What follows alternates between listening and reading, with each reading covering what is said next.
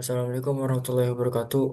Perkenalkan nama saya Irfan Anggara. Di sini saya akan mengerjakan UAS filsafat Islam terkait dengan 8 pertanyaan.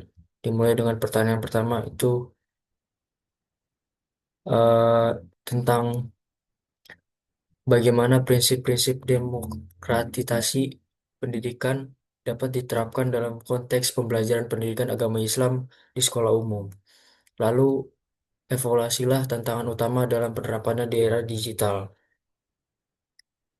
Ya, penerapan prinsip demokratisasi dalam pembelajaran pendidikan agama Islam itu yang pertama ada kesetaraan akses. Pendidikan agama Islam itu harus dapat diakses oleh semua siswa Muslim di sekolah umum tanpa memandang latar belakang sosial, ekonomi, atau gender. Penggunaan teknologi pembelajaran berbasis digital atau LMS, video pembelajaran, dan juga e-book bisa memperluas akses ini, terutama bagi siswa di daerah terpencil. Yang kedua itu ada kebebasan berpendapat dan berpikir. Dalam pembelajaran pendidikan agama Islam, siswa harus didorong untuk berpikir kritis dan bertanya, termasuk mengenai isu-isu kontemporer keagamaan. Guru berperan sebagai fasilitator diskusi dan juga bukan hanya memberi doktrin. Contohnya dalam pembahasan toleransi antarumat beragama, siswa diberi ruang diskusi secara terbuka namun tetap dalam bingkai ataupun dalam nilai-nilai agama Islam. Yang kedua ini selanjutnya ada tantangannya tadi terkait dengan tantangan dari kesetaraan akses, yaitu ada kesenjangan digital. Tidak semua siswa memiliki akses perangkat atau internet yang memadai. Hal ini menciptakan ketimpangan dalam penerimaan materi PAI secara daring, terutama di daerah terpencil. Terus juga yang kedua itu ada konten keagamaan yang tidak terverifikasi ataupun tidak jelas sumbernya. Dalam era digital ini menghadirkan banyak informasi keagamaan. Nah, banyak siswa bisa mengakses konten yang tidak valid ataupun tidak jelas sumber ataupun keaslian dari berita tersebut, yang bisa saja bersifat radikal ataupun menyimpang dari nilai-nilai Islam yang ada ataupun yang telah diajarkan oleh Nabi Shallallahu Alaihi Wasallam. Ini menantang peran guru untuk bisa membimbing siswa dalam menyaring informasi dari dunia digital. Lanjut ke pertanyaan kedua yaitu eh, Ibnu Khaldun memandang pendidikan sebagai proses bertahap yang memperhatikan aspek akal dan juga adab. Sintesiskan konsep pendidikan Ibnu Khaldun dengan model pembelajaran PAI berbasis dengan kurikulum merdeka. Setelah itu juga bagaimana cara kita akan mengaplikasikan sintesis ini dalam rancangan pembelajaran PAI di kelas ataupun SMP menengah. Ya, dalam kurikulum Merdeka, proses pembelajaran tidak lagi terpusat pada guru, tetapi memberi ruang bagi peserta didik untuk aktif membangun pengetahuan dan keterampilan secara bertahap sesuai dengan tahap perkembangan mereka. Model pembelajaran berbasis proyeksi ataupun PBL dalam kurikulum Merdeka sangat mendukung prinsip bertahap dan integratif yang diajarkan oleh Ibnu Khaldun. Karena proyek ini dirancang agar peserta didik mengalami proses pembelajaran secara langsung dan juga aktif dan reflektif, serta mengembangkan karakter yang lebih beradab melalui kerjasama dan pemecahan permasalahan. Selain itu juga ada implementasi dalam SMP rancangan pembelajaran pendidikan agama Islam. Nah, untuk pengaplikasiannya ini eh, dengan kurikulum Merdeka guru dapat merancang pembelajaran yang pertama itu dengan tahap pembelajaran bertahap atau tadarruj. Yang kedua, integrasi akal dan juga adab. Yang ketiga itu ada project based learning atau PBL. Yang keempat itu ada refleksi dan pembiasaan. Yang kelima itu ada asesmen autentik. Lanjut ke pertanyaan ketiga,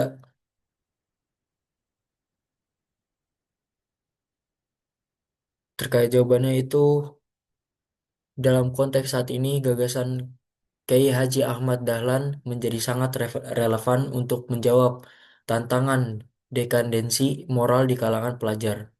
Banyak pelajar saat ini mengalami krisis identitas, mudah terpengaruh budaya negatif, terlibat dalam kenakalan remaja, bahkan tidak sekali menunjukkan penurunan nilai-nilai kejujuran. Selain itu juga tanggung jawab dan juga empati. Hal ini sebagian dipengaruhi oleh sistem pendidikan yang cenderung menitik beratkan pada aspek kognitif saja, tanpa menyentuh aspek spiritual dan juga moral secara mendalam.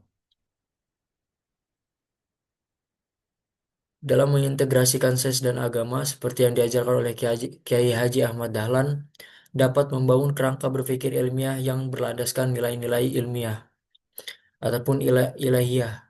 Sains mengembangkan akal dan rasa ingin tahu, sementara agama membentuk hati dan juga karakter. Kolaborasi keduanya mampu menghasilkan siswa yang tidak hanya eh, cerdas secara intelektual, tetapi juga memiliki kesadaran moral dalam bertindak. Contohnya, memahami teknologi informasi bukan hanya sebagai alat, tetapi sebagai sarana untuk berdakwah dan juga menyebarkan kebaikan. Saja ini ada desain pembelajaran pendidikan agama Islam dalam mencerminkan semangat integratif Kiai Haji Ahmad Dahlan. Bentuk konkret implementasi pemikiran daripada Kiai Haji Ahmad Dahlan dalam pembelajaran pendidikan agama Islam itu melalui dengan desain pembelajaran yang mengintegrasikan nilai-nilai keislaman dengan pendekatan ilmiah sebagaimana yang difasilitasi dengan kurikulum Merdeka. Pendekatan ini diwujudkan melalui proyek PBL yang memungkinkan peserta didik untuk belajar secara aktif, kontekstual, dan kolaboratif dengan melibatkan problematika nyata di lingkungan sekitar mereka. Sebagai contoh, pada jenjang SMP di kelas 9, pembelajaran PAI dapat mengangkat tema menjaga lingkungan sebagai amanah dari Allah Subhanahu wa taala dengan mengacu pada ayat Al-Quran seperti surat Al-A'raf ayat 56 dan juga Al-Baqarah ayat 205. Di dalam desain ini, guru tidak hanya mengajarkan ayat tersebut secara tekstual, tetapi juga mengajarkan siswa tersebut untuk bisa memahami le- le- relevansi maknanya dalam konteks modern, yaitu menjaga kelestarian lingkungan hidup sebagai bentuk tanggung jawab iman. Lanjut ke pertanyaan yang keempat. Ya, di sini ada terkait dengan pertanyaan keempat. Langsung aja ke jawabannya. Dalam konteks pembelajaran pendidikan agama Islam di saat ini, pemikiran Kiai Haji Asy'ari sangat relevan, terutama dalam upaya pengembangan karakter siswa. Karakter dalam pendidikan tidak hanya bisa dibentuk hanya melalui instruksi kognitif, melainkan juga harus ditanamkan melalui keteladanan, pembiasaan, dan juga penghargaan terhadap nilai-nilai leluhur.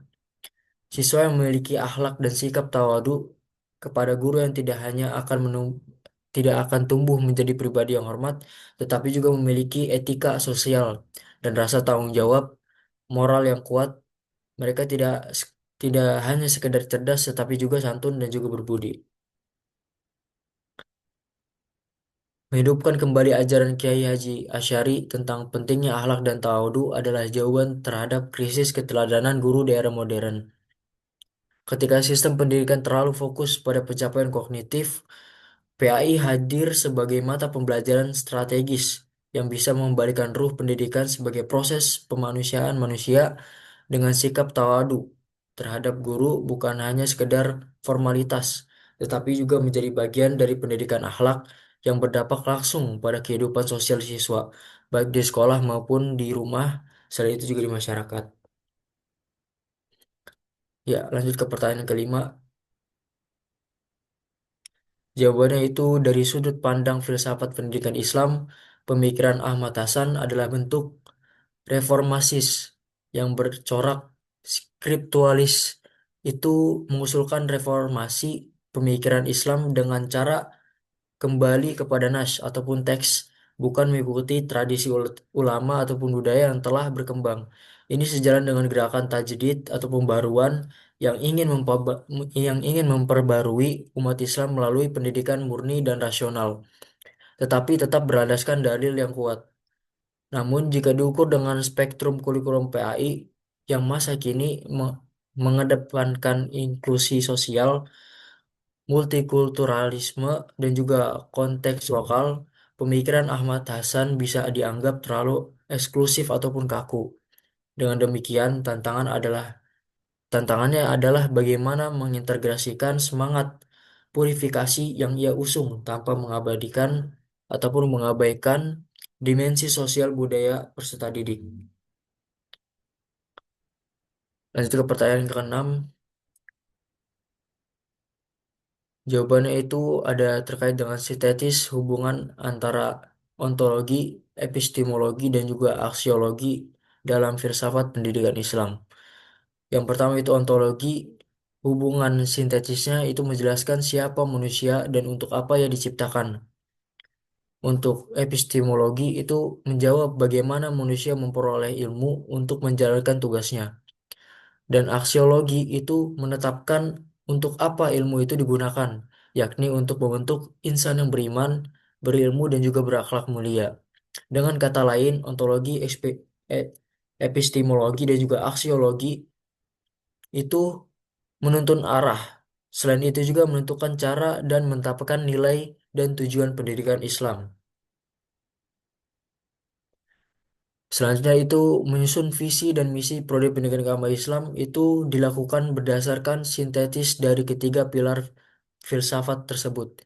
Visi harus mengacu pada hakikat manusia yang menurut Islam ataupun ontologi harus menyentuh pada metode dan sumber pengetahuan Islam, dan arah tujuan pendidikan harus mencemarkannya melalui nilai-nilai luhur ajaran Islam.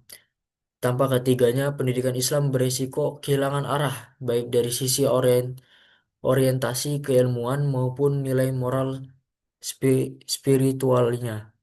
Maka filsafat pendidikan Islam memberikan kerangka berpikir yang kokoh dalam mengembangkan prodi PAI yang tidak hanya relevan dengan tantangan zaman, tetapi juga selaras dengan misi Islam sebagaimana rahmatan lil alamin.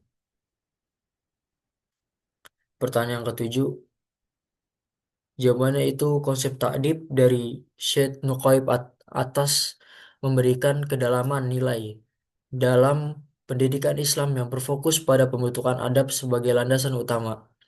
Jika dibandingkan dengan tujuan pendidikan nasional, takdib mengajarkan pendekatan yang lebih spiritual dan juga etis. Dalam konteks pembelajaran PAI, konsep ini dapat diterapkan dalam penyusunan RPP dan menitik beratkan pada penanaman nilai adab melalui kegiatan pembelajaran yang inspiratif, reflektif, dan juga kontekstual. Dengan mengintegrasikan takdib, pendidikan agama Islam tidak hanya menjadi sarana penguasaan ilmu agama, tetapi juga menjadi wahana pembentukan karakter Muslim yang beradab dan juga berkualitas. Pertanyaan terakhir ataupun yang kedelapan, jawabannya itu salah satu model pembelajaran interdisipliner yang relevan dengan gagasan ini adalah menggabungkan materi PAI dan sosiologi dalam topik struktur sosial dan keadilan dalam perspektif Islam. Dalam model ini, siswa mengajari konsep-konsep dasar struktur sosial seperti stratifikasi dan juga kesenjangan ekonomi. Kemudian menganalisisnya melalui pendidikan nilai-nilai Islam sebagaimana terdapat dalam Al-Quran juga hadis. Sebagai contoh, siswa bisa mengkaji surat Al-Hujurat ayat 13 tentang persamaan derajat manusia.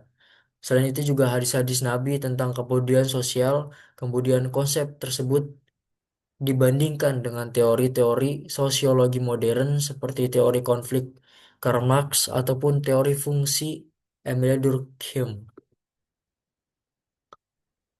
Model pembelajaran ini tidak berhenti pada ranah kognitif saja, tetapi juga dalam tahap lanjutan, siswa diajak untuk mengidentifikasi masalah sosial di lingkungan mereka, seperti kemiskinan, diskriminasi, ataupun ketimpangan pendidikan, dengan menggunakan lensa keislaman dan analisa sosial mengenai susunan solusi dalam bentuk proyek aksi nyata. Contohnya itu membuat program penggalangan bantuan sosial atau kampanye edukasi tentang keadilan sosial.